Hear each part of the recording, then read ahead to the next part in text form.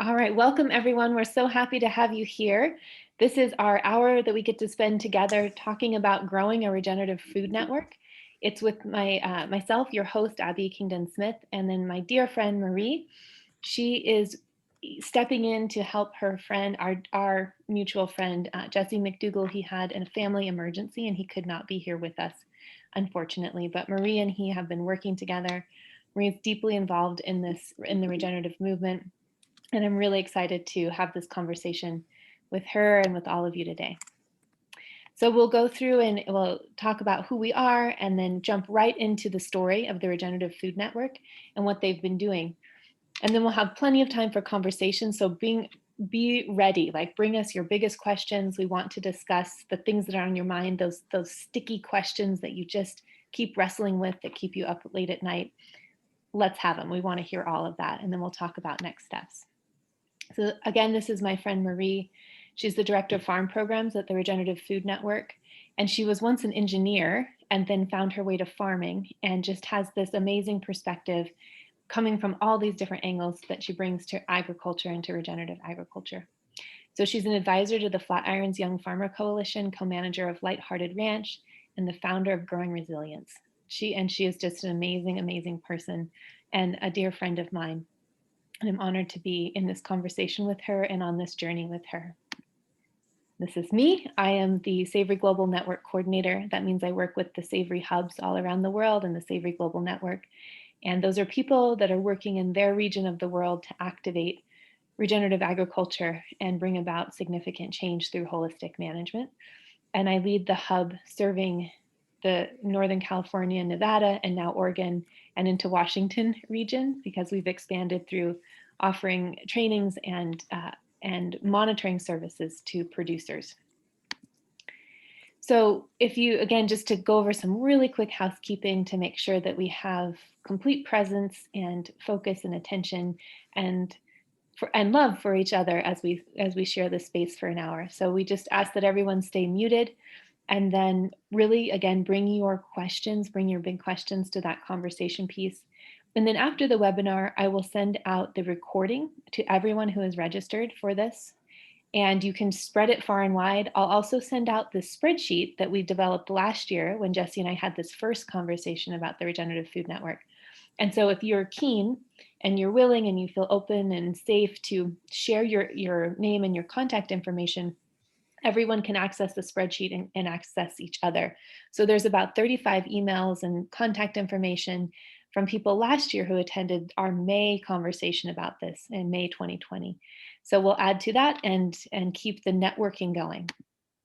So I have that. I'll post it in the chat once Marie gets going. But what we're going to do is we're going to talk about the Regenerative Food Network, and I'll let Marie explain exactly what that is and what's happened in this last year. It's been this crazy year for our entire world. And how did the RFN team respond to that? What developments did they had? What were those lessons learned, those aha moments, even the pain points that have led them to where they are today? So let's jump in. Marie, I'm going to stop sharing. I'll let you share, and we are all yours. All right, let me just screen share here really quick. Amazing.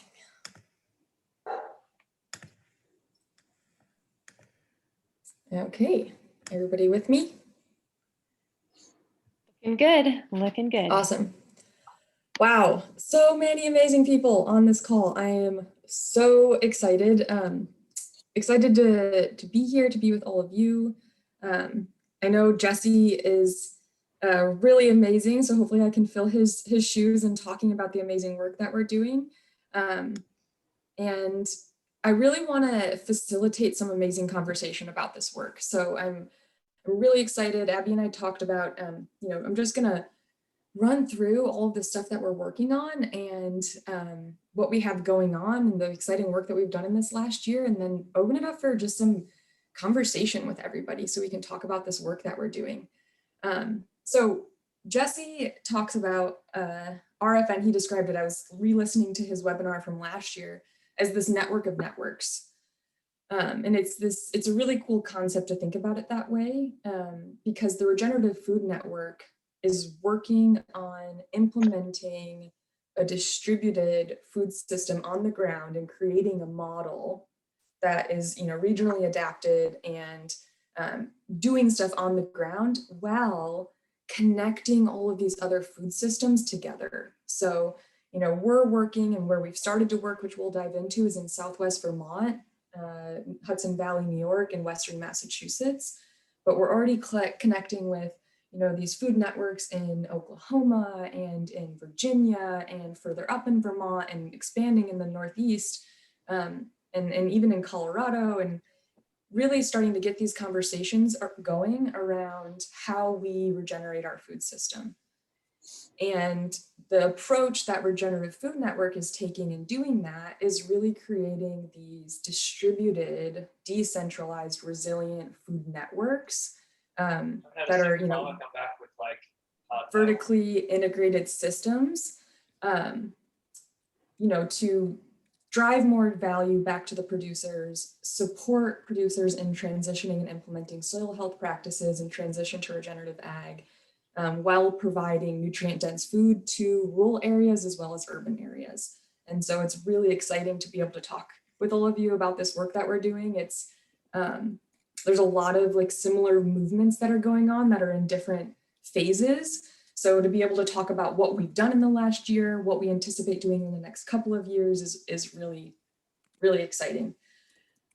So for those of you that missed or didn't catch Jesse's talk last year, I'm just going to kind of give a high level of everything that RFN is and aspires to be, and then ground it in the work that we're doing right now, which is the really exciting part for me, because it's like, where are we putting rubber to the road and action being actionable in our community. So just to kind of recap all of, I'm sure all of you are all too familiar with the, problem that we're facing in the industrial agricultural system in many ways, both for our environment, for rural economies, for health and public health. And, that's our soil eroding and all of these things that are the problem that we've the situation we found ourselves in. And, we're all starting, there's a large movement around the solution with it, which, being regenerative agriculture and collaborative farming and rebuilding communities around food. So that's really what we're working on. And that's the problem that we've identified and the solution. And to kind of break that down even further, when we work and we think about the barriers from going from this problem to our solution, we're looking at, the infrastructure that's lacking in the agricultural community right now. The finance and commodity markets that are challenging producers. And, those are really cornerstone pieces that need to shift in order to keep farmers around, period. So at RFN, we say a lot, gosh, guys, I have goosebumps talking about this stuff. It's just so exciting. We talk at RFN a lot. We're like, if we don't have farmers and ranchers, we certainly don't have regenerative farmers and ranchers. If we don't have, keep farmers and ranchers around, period. So, the kind of the base of what we're working on and keeping at the core of our mission is to, provide this community level infrastructure that needs to happen to keep family farms around. And then look at how do we, keeping the family farms and creating resilient economies for our agricultural community, then we can start to regenerate land because we have land stewards that are enabled to do that work, right? So that's really at the core of our mission, is supporting farmers to farm, driving more value back to the farmers, and creating the infrastructure that they need to succeed in their community. So it's really interesting to kind of draw these parallels between our agricultural system and our energy system, and how, in transitioning to a more renewable energy system, we have to start decentralizing grids, right? Breaking things down. And that's really what we're looking at doing in the food system, is decentralizing the food system and creating distributed networks that are adapted to local food systems. right? Rather than creating an alternative economic model for the current global industrial agricultural system that we exist in right now that isn't, in many cases, isn't supporting farmers and ranchers. So that's kind of the high level of the work that we're doing in the mission and what we want to create models of change around. Another big piece of something that we talk about a lot is like getting farmers paid for what they grow and how they grow. So driving value back to the producers and supporting them in how they're growing the food, as well as what they're growing, accessing value-added markets, doing soil carbon research and payments for ecosystem services. These are all of the things like on the outskirts of our longer term visions and what we're working on now. It's all moving in this space. So really thinking about driving more value, like I said, back to the producers, getting them paid for what they grow and how they grow. So like I've mentioned a few times, so the way that RFN is functioning in actually, activating and looking at addressing our strategy for addressing the issues is delivering infrastructure, finance, and technology to build a regenerative food system, starting in the Northeast, like we've talked about, through decentralization, partnership, and collaboration. This is huge. So like part of our model is, RFN, you can kind of, think of it as like this umbrella that's investing in local food enterprises that already exist, that are having an impact, and we want to like accelerate them to have even more impact and act as a catalyst for them. So finding those companies, and we'll talk about some of them more in detail, but looking at, okay, what's kind of two facets of part of the strategy, right? Is looking at who's doing good work in this community right now and how can we support them with finance, technology, and infrastructure. Okay, like let's accelerate them. Let's help them grow and make bigger impact faster based on what they're already doing, if that's what they want to do and continue expanding. And then looking at what gaps exist in the current food system in our region, and then addressing those directly. Processing, like we talked about, that is a huge gap in our food system right now. And from what I understand, it's happening nationwide. Like we have, a lack of infrastructure to support producers in this country, especially the producers in the middle. So, scale wise in their region.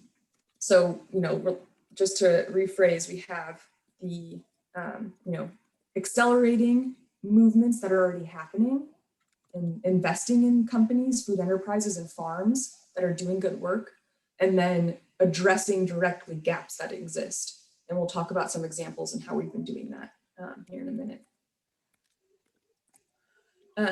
So, this is kind of like the high level vision, really lofty, beautiful goals of like what we want to see in the world, right? Is like 100% regenerative land management, run off 100% renewable energy and 100% electric vehicle distribution. It sounds like, this amazing a thing, and it's super exciting. I'm really excited to share with you how we're already doing some of these things. It's super awesome. But that's like the big vision, right? Is to like have renewable energy running a renewable food system. And it's a long-term goal, right? So something, when we're working in food systems, as like a startup, startups, sometimes tech startups could move really fast, like go from here, point A to point B, like, in a second, but we're working in a food system. We're working with producers that are on, an annual cycle. Like this is a big vision over a long term, and we're doing stuff that's making impact right now too. So it's a really beautiful vision, and then really exciting what we're actually doing on the ground too. So this is like the long-term 10-year plan for the Northeast, is to have these kind of the strategy around putting all these things together, right, is having these rural food centers that have distributed small processing facilities that feed into them, and farms that are local that feed into these centralized rural food hubs that go and transition into urban food centers. So really in the Northeast, it's you know, geographically, we're fortunate because we have a lot of these major urban centers, you know, really close together, and then, you know, quickly turns into rural farmland. So just creating more connections between access to those markets that are regional, rather than having so much of the food exported out of the region, just to keep more of those local dollars at home. So just again, the long-term vision and what we're starting to build is these urban or these rural food centers that'll funnel into urban food centers. And then each of these rural food centers, which I'll break down here in a minute, has like, it's like a hub and spoke. So you have a small slaughter facility that's kill and quarter that feeds into this rural food center for further processing and distribution to the urban food hubs. And you can, you know, create, like you envision, hub and spoke, right, around these rural food centers. And what that does is creates this like local, regional scaled economy of making those things work. We see in this region, we've seen already and have keep hearing more and more of the locally accessible, small, custom cut and USDA processing facilities going out of business because the economies just aren't there. So, you know, what we're doing, what we've done this year is go and reopen some of these small facilities that were lost to the community and create efficiencies by having these rural food centers to do the further breakdown and processing of product to create economies and increased throughput and efficiencies in those smaller slaughterhouses while still maintaining community access to those slaughterhouses, right? And just in starting to make these calls to our community and talking with producers, they're already, like, I've heard of 4 already that are talking about retiring or going out of business just in our region. And there's already processing infrastructure bottleneck. So that is a really exciting part about what we're doing. And this is the large regional goal. And like I mentioned, right now, this year where we've started is working in the Hudson Valley, Southwest Vermont, Western Massachusetts area to create this proof of concept with a rural food center with, you know, 5 to 10 grain mills and small slaughterhouses and dairy creameries around it that all funnel into a rural food center and then gets distributed to our urban distribution. And we have our first electric truck came this year that we got to trial, and then we got a grant from the state of Vermont to purchase it and phase out one of our diesel trucks. So we actually have that up and running this summer to distribute product. Super exciting. We have solar panels on buildings. I have pictures of all this stuff, so we'll dive into.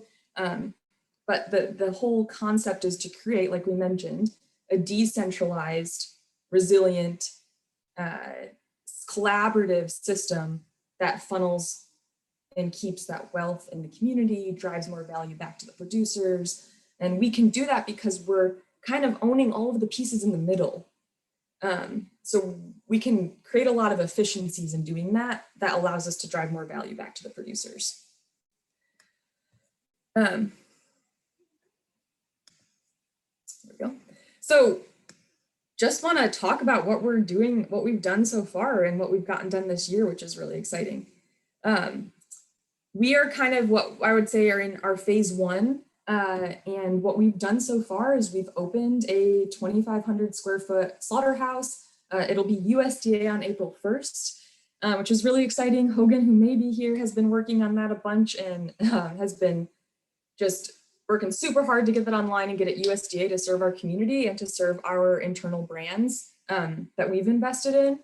And then we're building a 36,000 square foot food hub that's in Bennington. I have a map I'll show you guys.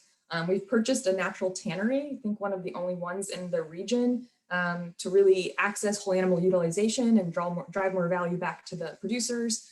We have a grain mill in operation in Vermont that is working with local producers to create regenerative grains and artisans grains for a bakery that we've invested in. We have over 600 acres under direct management within our food network. So whether that's land that we're leasing, have aided in purchase of, or farmers that we're working with directly. And then I mentioned also our EV, our electric distribution truck that'll be brought online this week. We test drove it in December. I have some pictures of that. And then we've invested in at least 4 local regenerative food enterprises at various levels. Folks like, Naga Bakehouse, Spoon Mountain Millers, Southshire Meats, and we have all of our farmer programs underway, which I'm happy to dive into more details on as well. So just to talk a little bit about our farmer program here, and that's kind of my arena, is working, we have a lot of initiatives and we need a lot of producers to funnel into those initiatives to make it all work. Like, it really comes back to supporting the farmers, and that's what I get to do, and it's super exciting. So we have, we're starting all of our EOV baselines on the acres that are in our network this year. We have accredited professionals that work with RFN and within RFN and others outside of RFN that we partner with to provide technical support, both in holistic management training and elsewise, to our producers. We have financed some lamb flocks for this season, some chicken operations, and invested directly in like farms and farm enterprises. So those are some of the things that we're working on this year, and then some building out and developing this year. And some things that are coming down the line, like I mentioned, are payments for ecosystem services is something that we're really interested in helping our producers access. But that is a 3 to 5 year, get that all online, but something that we're working on as well. So just wanted to give some perspective on like where we're working and where all of our infrastructure is already. I don't know if you can, I might have missed a dot way down here. I don't know if you can see it. But we have, so Bennington is kind of like our center hub. That's where we're building out our first food hub that I mentioned. And then we have Wilmington, Vermont, about 30 miles from there is our small slaughterhouse that we just opened. We have farmers down here in Western Massachusetts that we're collaborating with. The tanneries up in Manchester, the grain mill is in Rutland. We have farmers that are already under contract to grow grain for us this year, both in Rutland and in the Hudson Valley. So super exciting, like that, I think, for creating that forward contracting, because we, kind of have the own and are managing the supply chain and the cold chain. We can offer those forward contracts to producers, which, I mean, as a farmer myself, being able to have things sold at the beginning of the season is really valuable. So that's, something else that we're constantly thinking about how to do that and create and de-risk those producers and just creating good nutrient dense product. So I'm just going to dive into some pictures and for a couple of minutes, and then I just want to have a ton of time to dive into questions. So this is the truck, the electric truck that we we were trialing to like get some things worked out this winter, and we got a grant from the state of Vermont to purchase the truck and run it this year. We just had to put a diesel truck out of commission, and then they're loading up some solar panels, which we'll see where they're going in a minute. So the idea is these trucks will run our distribution. So they will go from our urban or our rural food hubs to the city centers, which is pretty cool.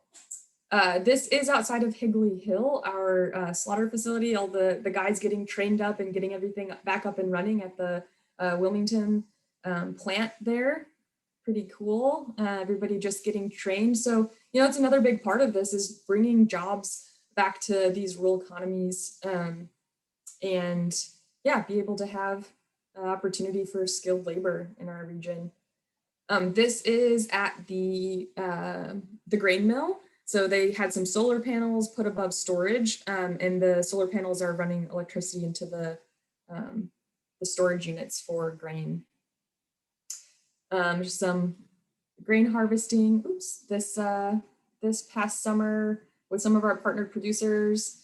Some more grain photos. Oh, did I lose some pictures? Oh, maybe that was it. Okay, awesome. So that's just like some of the on the ground stuff that we're working on. really exciting just to see how it's all coming together. We have, we talk about these big goals in our region and in our country, and even like partners internationally that we're already collaborating with to just get these initiatives started elsewhere. So that's really exciting. And then, doing all of that and then continuing to like bring it back home of what we're actually doing in our community. And Jesse again talks about like this network of networks. So we have like this network here in Southwest Vermont that we're building. And then there's this really amazing network in Western Massachusetts. They have an awesome food system there that we're collaborating with and connecting with, and partners that we're already working with in Virginia. And just yeah, it's really exciting to see how we can all. This is like, excited to share with all of you because it's like, how do we continue to do the work on the ground that we're doing, but start having these conversations with other folks that are working on this, on how do we get these projects invested in, how do we build them, how do we network with everybody, how do we build this food system. It's complex, right? There's a lot of moving pieces, but we believe in so strongly in creating partnerships, and we talk a lot about like how that's kind of one of our challenges, but also one of like our core missions is when you choose to really develop deep partnerships with the folks that you're working with in the community. It takes a lot of time to build trust and to build those relationships, but that is what is needed to build a robust and resilient food system, and create. Jesse talked a lot about like the food sovereignty in our region. Like we, many places in the country. I've farmed in Colorado the last couple of years, and so many of the stories are so synergetic with what I'm working on now in the Northeast because they're the same issues in a different context, like lack of infrastructure, everything being, everything food leaving the region rather than staying home to feed the people that, where it's grown. And that's, something that we're really trying to address. So we've invested $1 million so far to launch phase one. We're raising $10 million this year to build the rest of phase one in the Southwest region. So we have like the one grain mill and the one slaughterhouse, and we're building out the food hub. So we need to build, all of the other slaughterhouses that'll go into the food hub, and same with grain mills. And then we're looking at dairy too. All of the, core pieces in the Southeast or in the Southwest Vermont. Yeah, all of it to regenerate our economies, our farmland, and our ecosystem.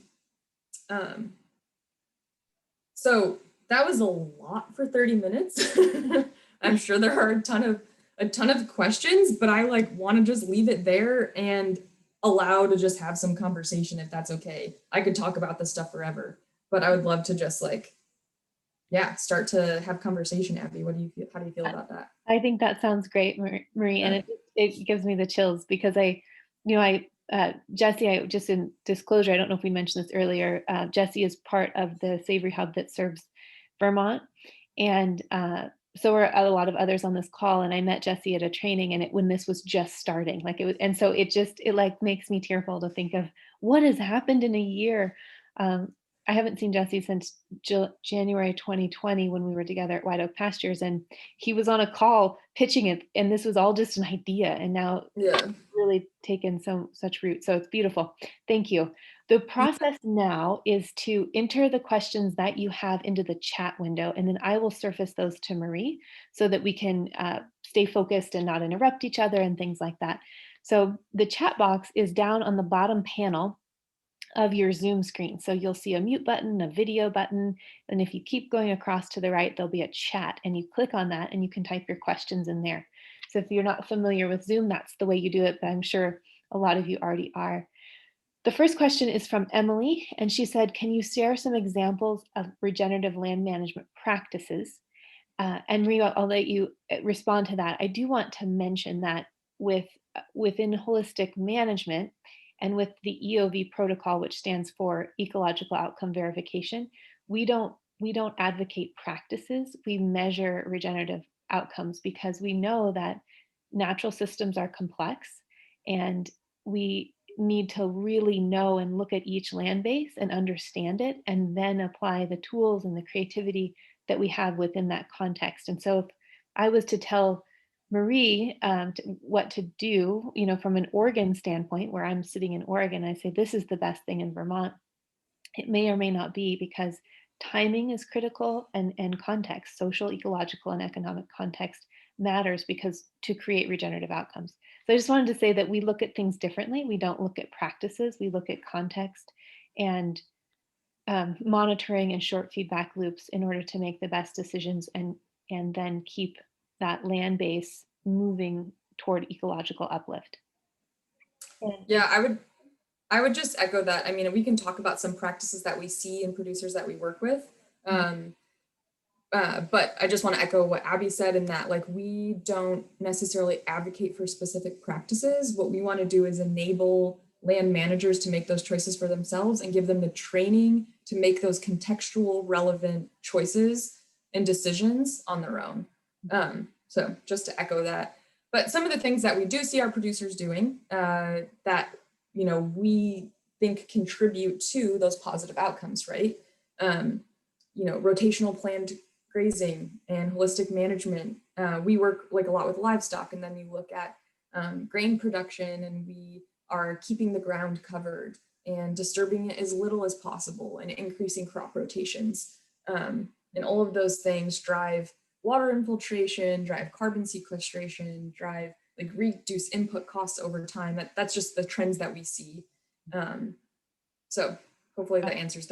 We could have a whole webinar just on that. Yeah, exactly. And all those practices matter, and they're so important. Again, it's like when and how and where that matters, and to make those the social systems regenerate and the land regenerate.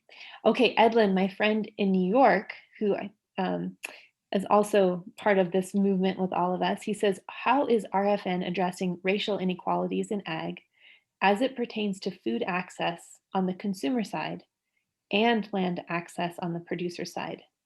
Then he throws in another question, which is, what is your biggest challenge in the moment? Yeah. So I'll address the first question first. So something that I didn't necessarily talk about in this webinar is the difference. So RFN Inc.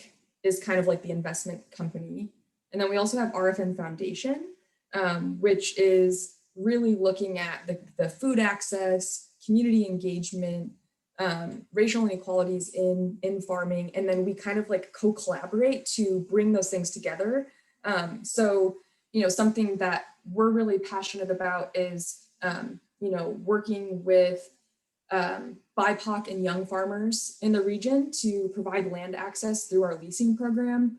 And then food access is a really big thing. So in the region in general, something that's like a huge thing that underpins our work is, in this space, we talk a lot about value-added markets to drive more value back to the producers, which is amazing, and we need more money in the hands of farmers.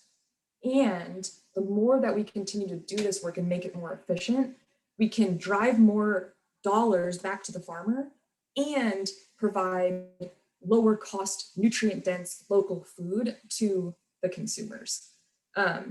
So that's a huge line in our work, is like creating access for urban areas and rural areas that need it.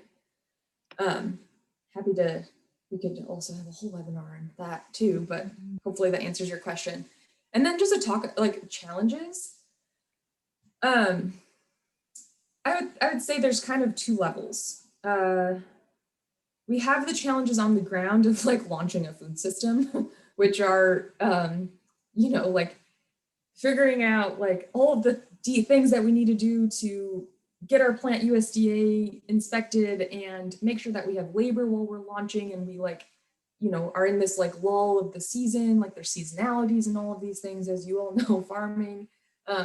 So just like finding the balance of getting our function, like getting everything ramped up and getting everything staffed and getting everything built. Like those are just like logistical things in the work that we're doing on the ground. And then I kind of touched on this a little bit earlier, but this is like the gift and the challenge, right? is the partnerships and networks and collaborations can make things complex, so it takes more time, but we're really committed to building those things even if it takes more time. Like really focusing on resilient and strong partnerships in our community versus just like rushing to get stuff out there and coming in and not really partnering with the people that are already doing the work. So I love that about what we're doing, and it's definitely like a challenge in getting everything. Yeah, that's mute. Go ahead. But that's definitely, a challenge, and I think just building on that, this is not like a straightforward investment model. This is a complex food system that takes building relationships to really digest it and break it down, and so I'd say that those are just some of the challenges that we're facing, but they're also like the exciting parts about our work. Mhm. I love that you're taking relationships so slowly and making it relationship based, because it's something that just can't be rushed. There's no way to do it. But I think in the end you create something that's much larger than yourself. It's Totally. beautiful. So Thorsten, our friend in Ontario, Canada, asks, how does governance in your decentralized system look like? Who owns the system? We are Good question. right. We are ourselves cloning a distribution co-op into an independent yet connected cooperative with cross-docking synergies. Yeah, so that's a really great question. So I can kind of talk about like how things are structured right now, but we anticipate that's going to shift as everything grows. So like right now, the way that it's structured is it's not co-op based, but the Regenerative Food Network is the closest thing I can think of. It is like I don't know, like a holding company. They're looking at and partnering with and creating relationships with folks, like we mentioned, that are like doing the work already or investing or starting a company. So like we started Southshire Meats with Studio Hill with Jesse. And so it's a RFN Inc. and Studio Hill are in joint ownership of Southshire Meats, which is a local pasture-based meat brand. And Southshire Meats owns and operates all of that meat processing infrastructure in the region. So like RFN came into like, that was a gap, right? That was a gap in our food system. So we just like started a company to go and do it. And then, so that's like one part of the model. And then alternatively, where there aren't gaps, but there are people that are doing really amazing work that could, like the community could use more of, then we just go and invest in them directly. So that's like the tannery, for example, is there. It was already, it's under, been under operation, and we purchased the tannery. So that's just like another example. So RFN kind of invests in and starts independent companies to do the work in the food system that's not being done. Amazing. Yeah. And so just really quick, over time, what we envision potentially happening is creating models where producers in like the Southshire Meats Network can participate and like buy into ownership of Southshire Meats, as like RFN goes and starts these food systems elsewhere. The community can begin to step in and take more ownership, if that makes sense. So it reminds me of succession in an ecosystem, right? You start with bare ground, and then you have like those pioneer or like yeah. and sometimes those are like those big taprooted annuals, and then then like all the other life is attracted and life builds more life. And I love that. It's a great analogy. I'm gonna have to use that one in the future. I love it. And then within holistic management, we think of wholes within wholes. So you can see those patterns, like, but each whole has that boundary of identity that's so important so that it can maintain its structure and health, but coexist and be mutually beneficial with the rest of its ecosystem. Yeah, amazing. Amazing. All right, let's see. Ignacio in Buffalo, New York says, in Buffalo, people talk about a system of food apartheid. How to address this concern and still make the system benefit both ends of the supply chain? Yeah, I mean, I feel like I may have addressed that with the food access. Yeah, just, first driving food back to the farmer, or dollars back to the farmers, because we need farmers to stay around to continue providing food, and then continue to work within that system to decrease the cost of good food. So there's not such a disparity in, like food desert, high processed food versus like regeneratively raised local products that are not within reach to middle class or below. So Yeah, I have I wanted to pause on this for a moment because I feel like I'm learning, and I don't, I don't know if I have the right words for this, but it's such a this question that Edlin and Ignacio are bringing up. Um, in where I live, there's lots of there's tribal communities, but they have access to healthy food through a lot of programs. And does RFN work with programs that are already in place that allow uh, people to have access to food through those programs? Do you know? yeah, yeah, definitely. That's a great question. So um, some of our, again, like back to the partnership model, some of the partners that we're investing in and or through our foundation giving grants to are doing just that. So there's a group in Western Massachusetts that focus solely on, partnering with groups like that, focusing on food access um, and I'm totally blanking on the word for it. Like I'm blanking, but anyways, we definitely are working with those folks. There's like a limit to what we can do ourselves, but that's like our whole model is investing in folks that are already doing that in our community, because that's the work. Like we don't want to reinvent the wheel. We want to grow movements that are already happening, and then invent a wheel where we need to, where the wheel's broken. Beautiful.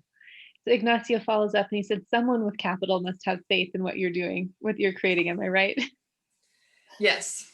That is definitely a huge part of, you know, um, absolutely. So if you've heard anything about the story of how all this got started, which maybe I can just touch on really quickly. Jesse is a farmer in Southwest Vermont, has an amazing story of taking over a multi-generational farm from his wife's family and converting it, transitioning it to regenerative agriculture, and how scary that was for them, but how important they felt that it was. And he just started telling the story. He started talking about it and how much we needed this in our community, how much we needed this transition in our food system, and for the health of our economies and the health of our people and our kids and our land. And he caught the ear of Michael Phillip, who is the the father and son of a family office that is from Dorset, Vermont, and has worked globally on renewable energy projects.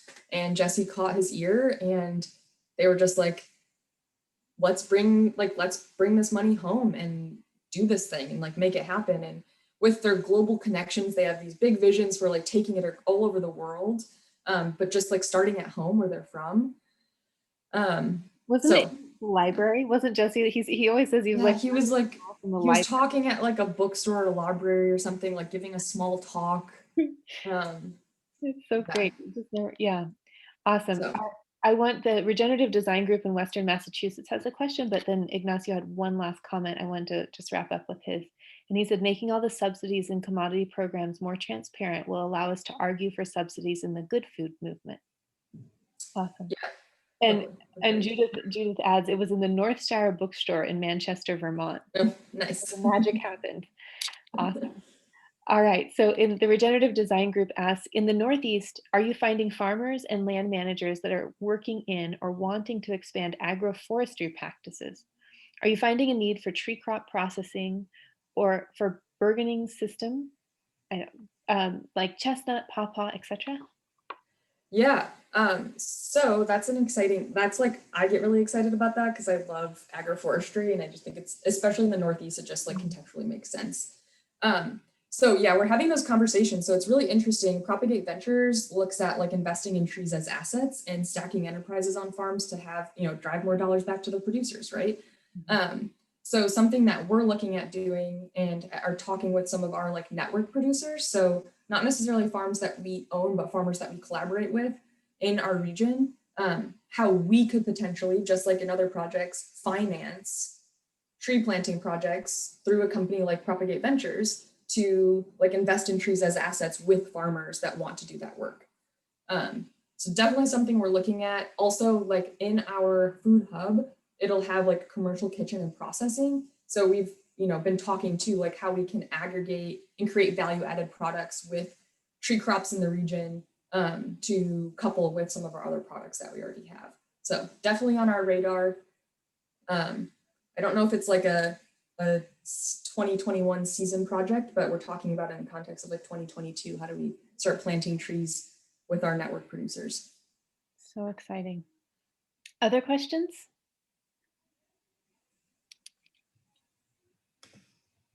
Joe, do you have a question? Hi, he says hi.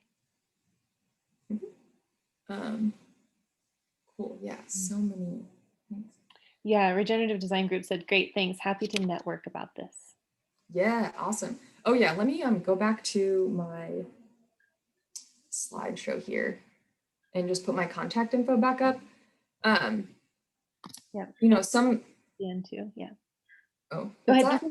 Go ahead. Yeah, absolutely. Oh. Yeah. It's hard to get, it's lost in these chat boxes. There's a lot of stuff.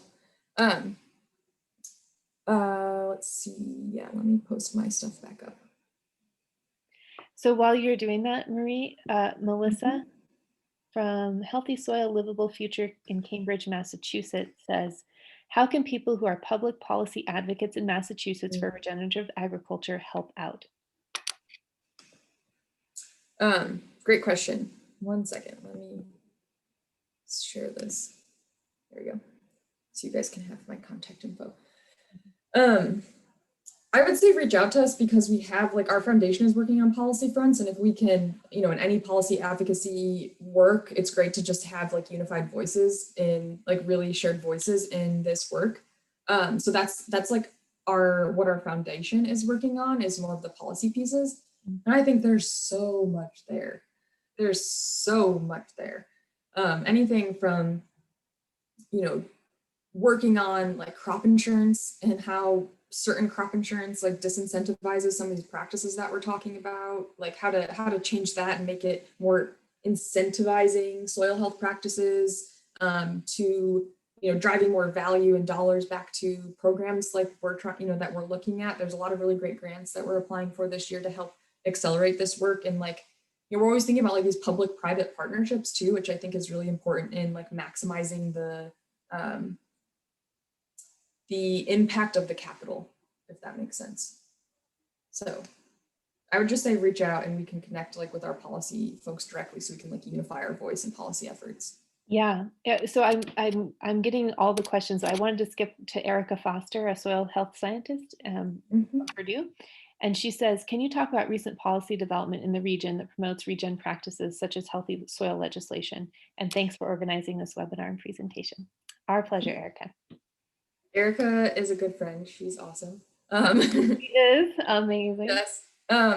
So I have not been working on the policy front in the region, so I'm not going to be the best one to answer that question. But again, if like Erica, if you want to connect, we can dive into that. But I honestly am not going to be the best person to talk about. Didn't Jesse put forth the first regenerative legislation? He did, and that was in like 2016, I think. And it didn't pass or go further, but it's out there. And yeah, there's other folks on our team that are working on that more closely. So wouldn't be the best one to talk to, but I'm happy to follow up and get you connected with the right folks to talk more about policy efforts in the region. Awesome. And Christy asks, are you working with farmers to access USDA conservation dollars to finance some of the transition? Yeah, we are definitely looking at that as well.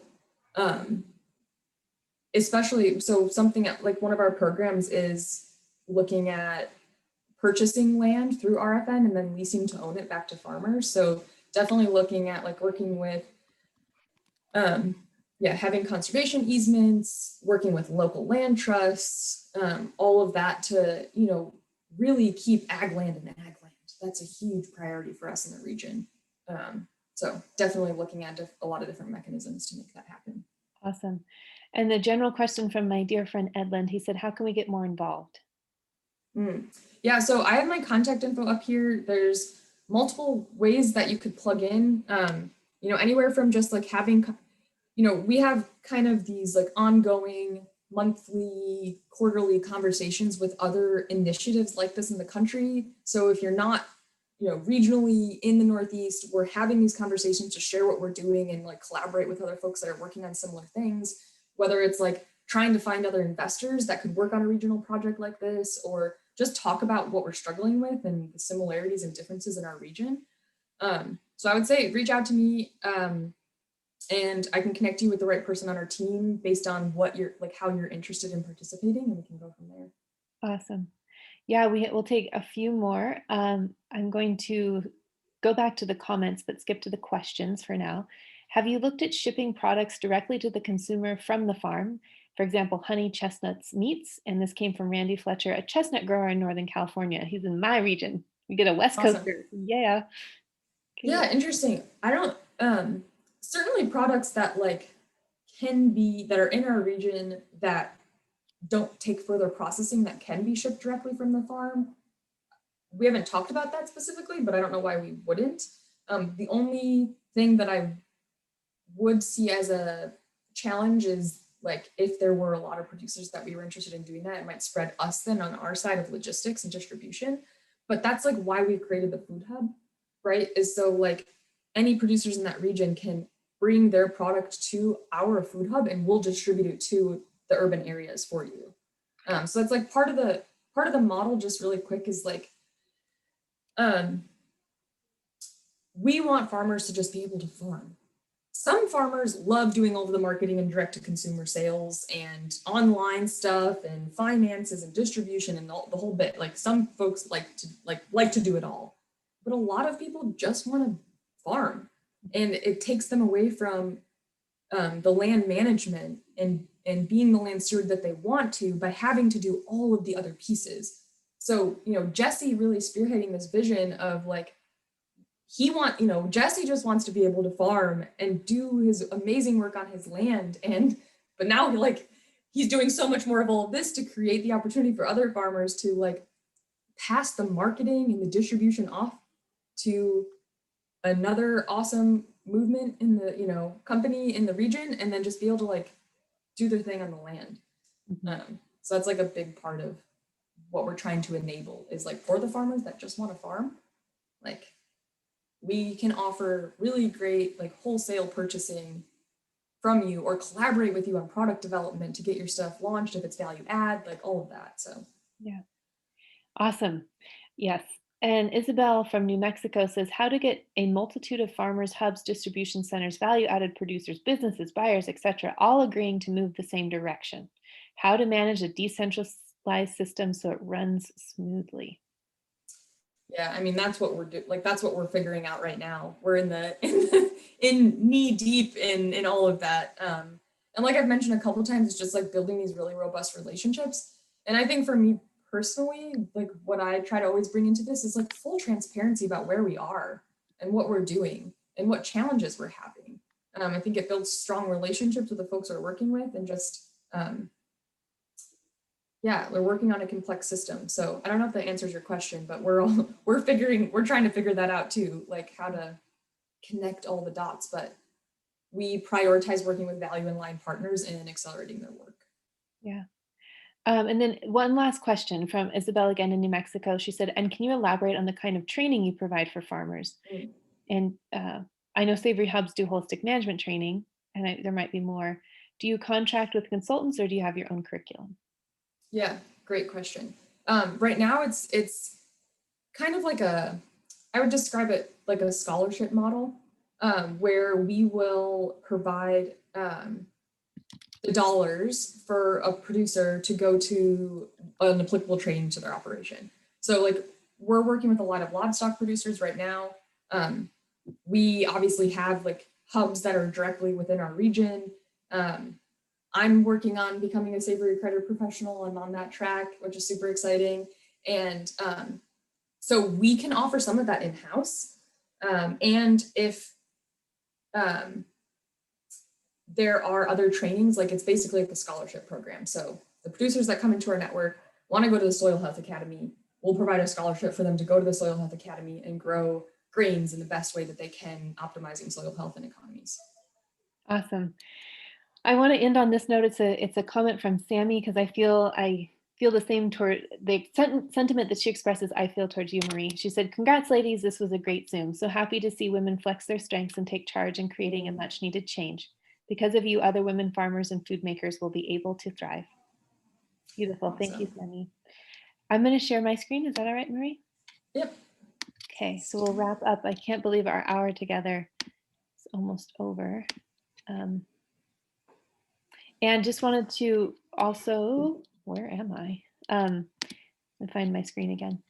I want to just remind everyone, I know we've had a lot going on with the chat, but I did place in there the spreadsheet so that we can connect with each other. Okay, my goodness. Let's go through this again. Sorry, I want to get to the end. Look at all these beautiful, it's like fast forwarding through all the magic we just experienced. Yeah, and everybody, like, feel free to reach out to me to have more conversations about it. We're kind of, like, full transparency, knee deep in launching for everything for spring. So if you don't hear back from me immediately, just ping me again. And follow up. So Yeah, just wanted to say that. So it's the busy time of year with the spring here. absolutely. Yeah, and the magic of a network is like Marie and Jesse are building, and I'm experiencing with the Savory Global Network globally, and then with our hub locally, is that the magic is in the connection to each other, which is why we put out the spreadsheet for everyone to connect to each other, because Marie and I are two nodes in a network, and we have our experiences to share, but everyone on this call has amazing contributions and we all are in this together. And so the magic is connecting with everyone. So what happens next is I will send out this recording of this call to everyone who's registered. And then I'll also include a recording of the 2020 so you can watch what's evolved in this last year. And Jesse's was great. yeah, it is. And he has that, he has that passion he brings such an energy to it. And I miss him terribly. But again, so honored to be working with Marie on this and in this journey with her. The other thing I'll send out is a link to the spreadsheet so that you can continue to have access to it. And please feel free to contact both of us. My email is abby@jeffersonhub.com. It's there in the grass there with Marie's email, which is marie@regenfood.net. So I think we're right at the top of the hour. Marie, is there any closing words or thoughts you wanted to say? I don't think so. This was awesome. I really appreciate the platform to just be able to talk about our work and answer questions and have conversations around it, like you mentioned, because it's a network and yeah, just being able to collaborate on these local initiatives because that's the way that it needs to be supported is really amazing. So I really appreciate the framework and the platform to be here with all of you. I completely echo that sentiment, and I'm so happy to be with all of you on this journey. It's going to take all of us together to make the change happen that we want to see, and it's going to be amazing. So we'll enjoy the journey. Thanks, everyone. Please keep in touch. Have a wonderful Friday and a wonderful weekend. Thank you. Okay. Thanks, Bye. Abby. Thank you, Marie.